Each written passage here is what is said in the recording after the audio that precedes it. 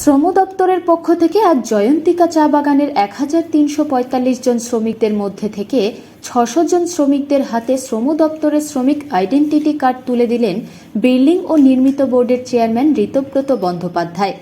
আজ শ্রমিকদের সামনে রেখে রাজ্য সরকার শ্রমিকদের নিয়ে কি কি উন্নয়নমূলক কাজ করছে এবং পরবর্তীতে কি কি করা হবে সেই বার্তা তুলে ধরেন তিনি।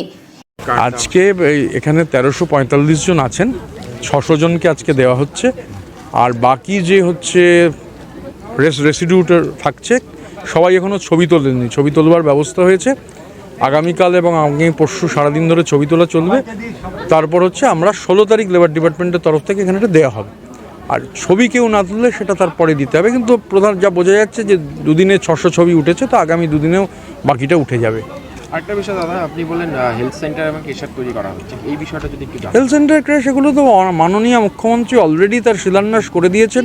প্রথম পর্যায়ে হচ্ছে ক্রেশ হচ্ছে, হেলথ সেন্টার হচ্ছে, দ্বিতীয় পর্যায়ের নাম ফাইনালাইজ হয়েছে, এরপরে তৃতীয় পর্যায়ে হবে। এমন কোনো জায়গা থাকবে না যেখানে হয় মানে একেবারে ছোট বাগান নয়, একটা মিনিমাম সাইজের বাগান যেখানে ক্রেশ হয় ক্রেশ অথবা হেলথ সেন্টার থাকবে না, এমন কোনো বাগান হবে না। একদিকে হচ্ছে ১,০০০ কোটি টাকা কোথায় গেল সেটা আমরা বুঝতে পারছি না, চেষ্টা করছি বোঝার।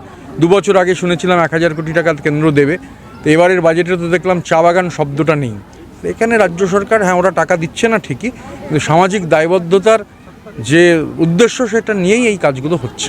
কেন্দ্র সরকার তো বারবার বলছেন যে রাজ্য সরকার বঞ্চিত রেখেছে চা শ্রমিকদের। ১,০০০ কোটি টাকা দেওয়ার কথা তো আমরা বলিনি। ও আচ্ছা, ঠিক আছে, ১,০০০ কোটি টাকা দেওয়ার কথা তো আমরা বলিনি, ১,০০০ কোটি টাকা দেওয়ার কথা ওনারা বলেছেন। মমতা বন্দ্যোপাধ্যায়ের সরকার হচ্ছে চা সুন্দরী করেছেন, আপনার চ্যানেল নাও জানতে পারে। আইডেন্টিটি কার্ড দেওয়া হচ্ছে, সেটা তো ছবি তুলছেন দেখছেন। ক্রেশ, হেলথ সেন্টার এগুলো শিলান্যাস হয়ে গেছে। এখন আমি কোনটা দেখবো আর কোনটা দেখবো না, এটা পলিটিক্যাল প্রায়োরিটি, আপনার চ্যানেলেরও প্রায়োরিটি থাকতে পারে, আমি তার মধ্যে যাচ্ছি না।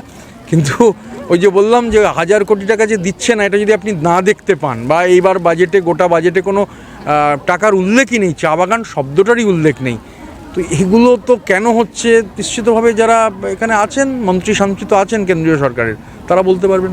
কিন্তু আরেকটা বিষয়, যেখানে আজকে এখানে বলা হয়েছিল মন্ত্রী খুদ এই ডিস্ট্রিবিউশন সেন্টারে আসবেন বা এখানে থাকবেন, কিন্তু এলেন না। আজকে প্রথম কথা এলেন নার কোনো বিষয় নেই, রাজ্য বিধানসভার অধিবেশন চলছে, বিধানসভার অধিবেশন চলছে। আজকে রাজ্যপালের যে ভাষণ, সেই ভাষণের ওপর হচ্ছে ডিসকাশন, যেখানে রাজ্যের মাননীয় মুখ্যমন্ত্রী রিপ্লাই। এই শিডিউল প্রোগ্রাম, উনি কালকে আসছেন, আজকে রাতে সারাদিন অ্যাসেম্বলি করে, অ্যাসেম্বলিটাও জনগণের কাজ। এখন যারা ওই অ্যাসেম্বলিতে